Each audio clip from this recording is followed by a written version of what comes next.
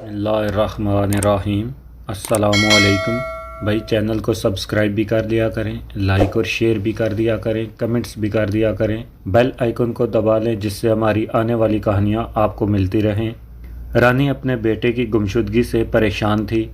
मैंने इसे तसल्ली दी और कहा कि इसका बेटा बिल्कुल महफूज और खैरियत से है और हिफाजती नुक्ता नज़र से मैंने अपने एक दोस्त के पास इसे भिजवा दिया है और वो हमारे साथ ही पाकिस्तान जाएगा। इस शाम मैं बैंकॉक परवाज़ कर गया और अगली सुबह बैंक से जवाहरात निकलवा कर और अपना रुपया और उमर के दिए हुए ट्रैवल चेक लाकर में रख कर बाद दोपहर की फ़्लाइट से कुआलालंपुर लौट आया। अब हम पाकिस्तान रवानगी के लिए बिल्कुल तैयार थे। जी तो बहुत चाहता है कि अमेरिकी सदर क्लिंटन की चंद घंटों पाकिस्तान आमद और पाकिस्तानी अवाम से ख़िताब और क़याम पाकिस्तान से लेकर आज तक के पाकिस्तान अमेरिकन ताल्लुकात और अमेरिका की पाकिस्तान से बालौस दोस्ती निभाने के अनगिनत वाक़यात के अलावा सदर क्लिंटन की पाकिस्तानी अवाम से ख़िताब के मुताबिक दुनिया भर में मुसलमानों की फ़लाह व बहबूद के लिए अमेरिकन जद्दोजहद और इसके खुशगवार नताइज पर रोशनी डालते हुए नूरुद्दीन जंगी, सलाहुद्दीन अयूबी से लेकर नवाब सिराजुद्दौला और टीपू शहीद तक सलीबी जंगों के सिलसिले ब्रिटिश ईस्ट इंडियन कंपनी के बरे सगीर में शहनशाह जंगीर के दौरे हुकूमत में कसम पुरसी की हालत में आने और आखिरी मुग़ल ताजदार बहादुर शाह ज़फ़र से हुस्ने सलूक के वाक़यात और पाकिस्तानी हुक्मरानों के अमेरिका पर अंधे एतमाद और पेशावर में अमेरिकी फ़िज़ाइया को अड्डे बनाने की इजाज़त देने और अमेरिकी जासूस त्यारे U-2 की रूस पर परवाज़ों के दौरान गिराए जाने पर रूस के रद्द अमल से लेकर Kashmir, Iraq, Iran, Libya, Bosnia और चचनिया पर मुसलमानों पर जुल्म व सितम की इंतहा करने के पीछे खुफिया हाथों को बेनकाब कर दूं और इंशाअल्लाह ज़रूर करूँगा। अब सिर्फ ये कहना चाहता हूँ कि कश्मीर में मुजाहिदीन उसामा बिन लादन, दाऊद इब्राहिम और एमल कांसी को मगरबी दुनिया में जिसे अब दहशतगर्द और ऐसे ही दूसरे खताबात से नवाजा जा रहा है, ऐसे ही खताबात नूरुद्दीन जंगी, सलाहुद्दीन अयूबी, टीपू शहीद इस वक्त मगरबी दुनिया के अता किए बर्बर कबाइल ने दीगर मुसलमानों के साथ स्पेन को फ़तह किया था। इस वक्त अंग्रेज़ी लुगत में एक नए लफ्ज़ का बर्बर फ़ातहीन की निस्बत से इजाफ़ा हुआ। जुल्म, वहशी, ज़ालिम, दहशतगर्द और हम पाकिस्तानियों ने इसी इंग्लिश लफ्ज़ से नासमझी में अपनी लुगत में बर्बरियत का अपने मैनों में इजाफ़ा कर लिया।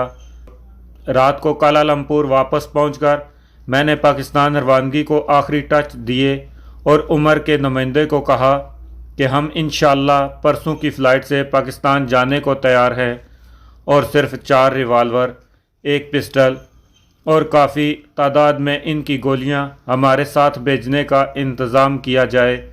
परसों भी आ गई और 2 बजे की फ़्लाइट पर हम कराची जाने के लिए एयरपोर्ट पर पहुँचे। राजा के लड़के को भी एयरपोर्ट पर लाया गया। दौरान परवाज़ कोई गलत हरकत करने से रोकने के लिए इसे मस्कन दवाओं की इतनी मिकदार खिला दी गई थी कि वो तकरीबन नीम बेहोश था। 7.5 घंटे की मुसलसल परवाज़ के बाद हमारा जहाज़ कराची एयरपोर्ट पर उतरा। प्लान के मुताबिक पहले ख़वातीन और फिर मैं और कैसर और राजे के लड़के को थामे इमिग्रेशन से कस्टम से फारिग होकर एयरपोर्ट से बाहर आए। जहाज़ का कप्तान और दूसरा अमला इस दौर में बगैर किसी चेकिंग के एयरपोर्ट से बाहर आते थे। हम भी एयरपोर्ट रोड, इस सड़क को शाहरा फैसल का नाम बाद में दिया गया, पर टैक्सियों में पहुँचे तो जहाज़ का पायलट गाड़ी में हमारा इंतज़ार कर रहा था। इसने हमारे असले का बैग हमारे हवाले किया और मेरे सब साथी मेट्रोपोल होटल में चेक इन हुए जबकि रानी, इसका लड़का और मैं पैलेस होटल, जहां आजकल शेरटन होटल है, इसमें कमरे लिए। हम रात को तकरीबन 10 बजे कराची एयरपोर्ट पर उतरे और रात 12 बजे होटलों में पहुंचे। मैंने पैलेस होटल से इस वक्त राजा त्रिदेव को इसके घर पर फ़ोन किया। वो नशे में धुत था और फ़ोन पर दूसरी आवाज़ों से महसूस हुआ कि तितलियों के झुरमुट में बैठा है। मैंने इसे बताया कि मैं इसकी बीवी और बेटे के हमरा कराची पहुंच चुका हूं। राजे ने नशे में डूबी आवाज़ में मेरी बात काटते हुए अंग्रेज़ी में बोला, मुझे सिर्फ ये बताओ कि मेरी मत्ताह अज़ीज़ भी साथ लाए हो या नहीं। मैंने इसे कहा कि इस वक्त तुम्हारी हालत ऐसी नहीं और ना ही तुम अकेले हो कि तमाम बातें तुम्हें बताई जाएं। मैं कल 10 बजे तुम्हें फिर फ़ोन करूँगा। अब सिर्फ इतना जान लो कि तुम्हें कराची आना पड़ेगा और रानी से तुम्हारे मामलात तय होते ही तुम्हारे जवाहरात तुम्हें मिल जाएंगे। राजे ने कहा कि मैं कल बाद दोपहर कराची पहुंचकर कसरे नाज में ठहरूंगा। तुम मुझे वहां 5 बजे मिलना। अगले रोज़ मैंने रानी के कमरे में जाकर इसे गुज़श्ता रात टेलीफोन पर राजे से होने वाली गुफ्तगू के मुतल्लक़ बताया और कहा कि मैं सोनिया को आज बाद दोपहर राजी की बीवी और मिसेस डेविड के पास छोड़ आऊँगा। राजा से शाम को तुम और तुम्हारा लड़का मिलेंगे। इससे 2 टोक लफ्ज़ में कह देना कि तुम कराची में रहना चाहती हो और तुम जवाहरात इसे सिर्फ इसी सूरत में दोगी अगर इसने तुम्हारी बात मान ली। मुझे यकीन है कि राजा तुम्हारी शर्त फ़ौरन मान लेगा। तुम इसे साफ साफ कह देना कि जवाहरात बैंकॉक के एक बैंक में महफूज हैं और मैं तुम्हारी तायद करते हुए इन्हें 2 रोज़ में पाकिस्तान मंगवाने की ज़िम्मेदारी उठा लूँगा। राजा मुल्की सियासी हालात के बायस कराची में ज़्यादा दिन ठहरे नहीं रह सकता।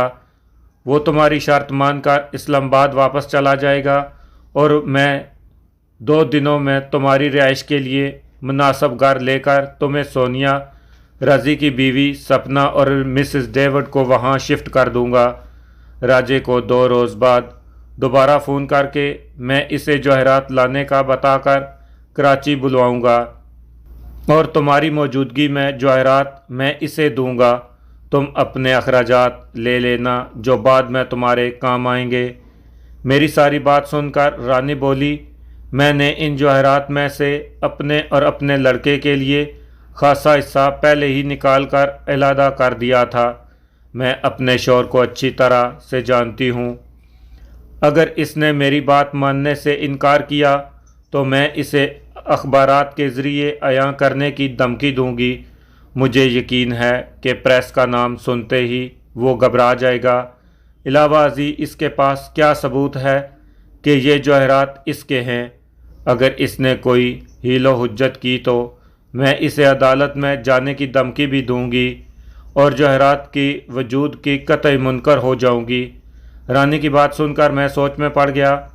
राजा न सिर्फ मेरा दोस्त था बल्कि मोहसन भी था। इसके एहसान का बदला उतारने के लिए मैंने इस मिशन पर जाने की हामी भरी थी। असूली तौर पर इन जवाहरात का मालिक राजा था और इसने मुझ पर भरोसा करते हुए ये पेश कीमत जवाहरात लाने की ज़िम्मेदारी भी सौंपी थी। मैंने अपने दिल में फ़ैसला कर लिया कि रानी ने जवाहरात छुपा कर रखे हैं। इन्हें रानी से लेकर सारे जवाहरात राजा के हवाले करूँगा और फिर इसे कहूँगा कि अपने लड़के या कम अज़ कम सिर्फ रानी की माइज़्ज़त तौर पर रहने के लिए कुछ जवाहरात इसे दे दे। वो मेरी बात माने या ना माने इसकी मर्ज़ी, लेकिन मैं अमानत में ख़यानत ना होने दूँगा। सोनिया की सूरत में रानी पहले ही राजा की इज़्ज़त मट्टी में मिला चुकी थी। मेरे होते हुए और मेरे इल्म में लाकर मैंने रानी को ये ख़यानत हरगिज़ नहीं करने दूँगा। सोनिया के हसूल के लिए मैंने रानी से जिस कदर तावन किया था और इसके राज को राज ही रहने देने का वादा और कराची में सोनिया के लिए रिहाइश اور تعلیم کا بندوبست کی ذمہ داری اٹھانے اور اب رانی کی بھی سونیا کے لیے کراچی رہنے کا جو پلان بنایا تھا، ان سب کی وجہ ماں کی ممتا کو تسکین ملنے اور معصوم بچی کو ماں کی گود کی گرمی سے علادہ نہ کرنا تھی۔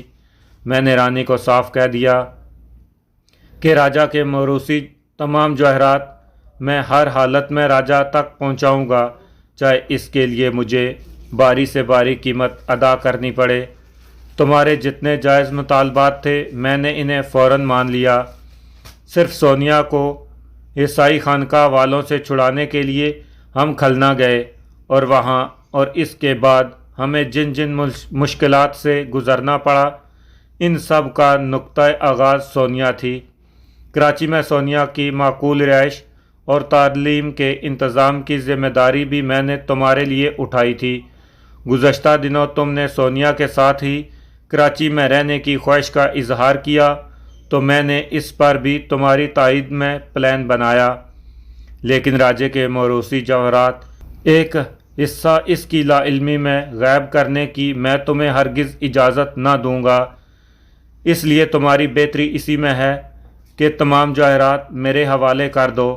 رانی نے جواہرات مجھے دینے میں حیل و حجت کی، اپنے دلائل دینے شروع کیے، تو میں نے اسے وہیں روک دیا۔ رانی صاحبہ، ان باتوں کا کوئی فائدہ نہیں۔ جواہرات یا تو اس کمرے میں تمہارے سامان میں موجود ہیں، اور اگر تم انہیں راضی کی بیوی یا مسز ڈیوڈ کے حوالے کر آئی ہو تو تم نے بڑی حماقت کی ہے۔ بہرحال جواہرات اگر اس کمرے میں ہیں تو خود ہی مجھے دے دو، ورنہ میں کمرے میں تمہارے تمام سامان کے علاوہ ہر اس جگہ کی انہیں تلاش کروں گا جہاں انہیں چھپایا جا سکتا ہے، چاہے وہ تمہارا جسم ہی کیوں نہ ہو۔ رانی بخوبی جانتی تھی کہ میں جو کچھ کہتا ہوں اس پر عمل بھی کرتا ہوں۔ وہ صوفے سے اٹھی اور باتھ روم کی طرف گئی۔ میں اس کے پیچھے ہی گیا۔ اس نے فلیش کے پانی کی ٹینکی کا ڈھکن اٹھایا اور پانی میں تر بتر چمڑے کی ایک تھیلی نکال کر مجھے تھمائی۔ میں رانی کی چالاکی پر حیران تھا۔ رانی باتھ روم سے باہر نکلی، میں بھی اس کے پیچھے باہر آ رہا تھا کہ اچانک بجلی کی طرح ایک خیال میرے دماغ میں کوندا۔ میں نے واپس پلٹ کر پانی کی ٹینکی کا ڈھکن اٹھایا اور ہاتھ سے اس کے اندر ادھر ادھر ٹٹولنے لگا۔ اتنی ہی بڑی چمڑے کی ایک تھیلی اور میرے ہاتھ لگی۔ اب تو میں نے باتھ روم کے علاوہ کمرے کے فرنیچر، قالین، پردے، بیڈ اور بستر سب الٹ پلٹ کر رکھ دیے۔ میں نے رانی کے سوٹ کیسوں کی بھی مکمل تلاشی لی۔ ایک سوٹ کیس میں عورتوں کے مخصوص استعمال کے ایک زیر جامہ میں چھپائی ہوئی ایک چھوٹی تھیلی جس میں بھی جواہرات تھے۔ کمرے کے سب چیزوں کی اچھی طرح سے چھان پھٹک کے بعد میں نے کمرے میں پڑے ٹیلی فون پر ہاؤس کیپنگ والی 2 عورتوں کو بلوایا اور انہیں کہا کہ رانی کے جسمانی تلاشی لیں۔ پہلے تو وہ جھجکیں، لیکن میری ایک ہی ببکی سے انہوں نے تلاشی لینی شروع کر دی۔ رانی کا رنگ فک ہو رہا تھا۔ چند منٹوں میں ہی انہوں نے رانی کے جسم کے مختلف حصوں پر بندھی 3 تھیلیاں نکال کر میرے سامنے رکھ دیں۔ میں نے یہ 6 تھیلیاں سنبھالی اور ہاؤس کیپنگ والوں کو کمرے کا سامان درست حالت میں کرنے کا کہہ کر میٹروپول ہوٹل چلا آیا۔ سپنا کو لے کر میں مسز ڈیوڈ کے کمرے میں گیا، جہاں سونیا بھی اس کے ساتھ ٹھہری ہوئی تھی۔ میں نے سونیا اور مسز ڈیوڈ کے سوٹ کیسوں کی تلاشی لی تو سونیا کے سوٹ کیس کی تہہ میں ایک جگہ ابری ہوئی محسوس ہوئی۔ میں نے کپڑا کاٹا تو وہاں سے بھی جواہرات بھری ایک تھیلی برآمد ہوئی۔ تلاشی کا یہ کام سونیا اور مسز ڈیوڈ کی موجودگی میں ہوا۔ سونیا بڑے غور سے مجھے سوٹ کیسوں کی تلاشی لیتے دیکھ رہی تھی۔ وہ اتنی معصوم تھی کہ سوٹ کیس سے تھیلی نکلتے دیکھ کر انگلش میں بولی، انکل، ممی نے ایک ایسی تھیلی میری کمر کے ساتھ بھی باندھی ہوئی ہے اور ایک تھیلی آنٹی مسز ڈیوڈ کو بھی دی ہے۔ معصوم بچی کے اس راز کے افشا کرنے پر میں مسکرا دیا اور مسز ڈیوڈ کا چہرہ خوف سے پسینے سے بھیگ گیا۔ سونیا نے اپنی تھیلی خود مجھے دی اور مسز ڈیوڈ نے خاموشی سے اپنے سوٹ کیس میں سے थैली निकाल कर मुझे दी। मैंने राजी और इसकी बीवी से भी कुरेद कर पूछा, लेकिन उन्होंने कस्में उठाईं कि इन्हें रानी ने ऐसी कोई चीज़ नहीं दी। रानी के छुपाए हुए जवाहरात की 8 थैलियाँ अब मेरे पास थीं। मैंने राजी और कैसर को कहा कि मैं 4:30 बजे इन्हें लेने के लिए मेट्रोपोल होटल आऊँगा। वो मुसल्लह हालत में तैयार रहें।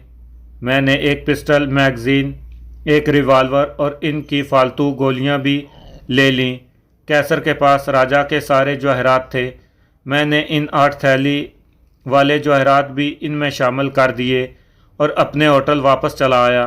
मिसेस डेविड को भी, जो थैली मुझे देने के बाद आंखें मिलाने से कतरा रही थी, ये कहकर कि वो खुद और सोनिया को भी 4:30 बजे तैयार करके मेरा या कैसर का इंतज़ार करे। मैंने अपनी ज़िंदगी के बड़े बड़े फ़ैसले चंद लम्हों में किए थे और इनमें अल्लाह पाक ने मुझे हमेशा कामयाबी से हमकिनार किया।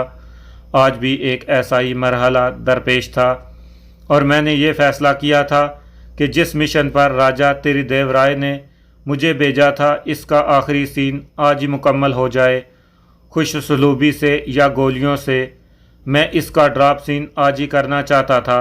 शाम ठीक 4:30 बजे मैं कैसर, राजी, सोनिया और मिसेस डेविड को कसरे नाज के सामने जिम खाना क्लब के लॉन्च में बिठाकर पैलेस होटल चल पड़ा। रानी और इसके लड़के को लेकर कैसरे नाज चला आया। कायरीन को इल्म होगा कि मेट्रोपोल होटल और पैलेस होटल मौजूदा शेरटन होटल बमुश्किल 1 किलोमीटर के फासले पर वाक़या थे और इन दोनों के दरमियान कसरे नाज और जिम खाना क्लब है। ठीक 5 बजे कसरे नाज के रिसेप्शन से मैंने राजा त्रिदेव के कमरे में फ़ोन किया। राजा के सेक्रेटरी ने फ़ौरन ही हमें राजा के स्वीट में बुला लिया। मैं रानी और राजा के लड़के के हमरा इसके कमरे में दाखिल हुआ। रानी ने आगे बढ़कर इसके कदम छुए और लड़का इसके पैरों को छूकर इससे लिपट गया। चंद मिनट बीवी और लड़के से बातें करने के बाद राजा ने अपने लड़के को अपने सेक्रेटरी के कमरे में भेज दिया। इसके जाने के बाद राजा ने मुझसे पूछा, सोनिया कहाँ है? मैं हैरान था कि राजा को सोनिया के मुतल्लक क्यों कर मालूम हुआ। मुझे समझ में नहीं आ रहा था कि राजा को क्या जवाब दूं।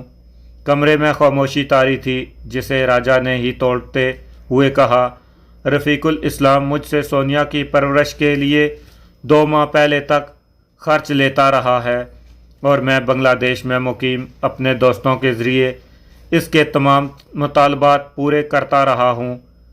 ये अचंभे का पहाड़ था जो रानी और मुझ पर टूटा। मैंने राजा को कहा, रफ़ीकुल इस्लाम को तो मैं जहन्नम वासल कर चुका हूँ, लेकिन सोनिया मेरे साथ है और मैं आपको यकीन दिलाता हूँ कि ना तो इसे किसी बात का इल्म है और ना ही वो आपकी ज़िंदगी में कभी दखल होगी।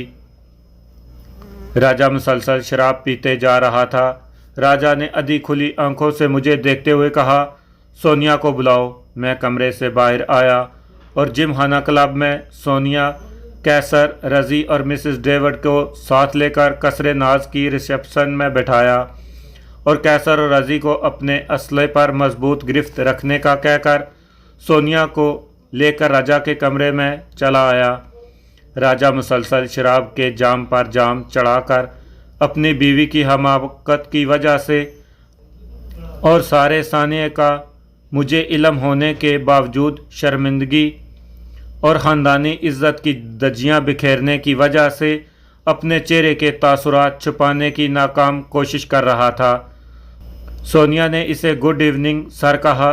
राजा ने इसे अपने करीब बुलाया और इसे प्यार करते हुए इसके माथे को चूमा और सिर्फ 2 मरतबा काश काश कहकर खामोश हो गया। इंतहाई ज़ब्त के बावजूद इसकी आंखों से आंसू बह रहे थे।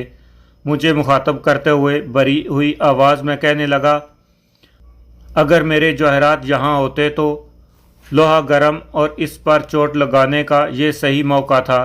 राजा साहब, जवाहरात यही हैं और अभी आपकी खिदमत में पेश करता हूँ। मैं फ़ौरन रिसेप्शन पर आया और सारे जवाहरात जो कैसर ने एक सूटकेस में डाल रखे थे लेकर राजा के कमरे में आया और सूटकेस इसके सामने खोल दिया। ये ऐसा जज्बाती मंजर था जिसे सिर्फ महसूस किया जा सकता है और कलम इसके मुकम्मल अक्कासी करने से माजूर है।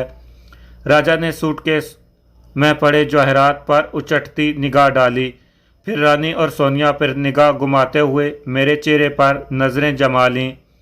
शायद बड़ी दुनिया में मुझ अकेले को ही वो अपना हमदर्द समझ रहा था। इसने मुझे कहा, इन जवाहरात के बराबर 4 हिस्से करो। मैंने अपनी दानिश में जवाहरात की किस्म, साइज़ और मोल के मुताबिक इनके 4 हिस्से करके राजा के सामने पड़ी मेज़ पर 4 डेरियाँ बना दीं। राजा ने डेरियाँ देखते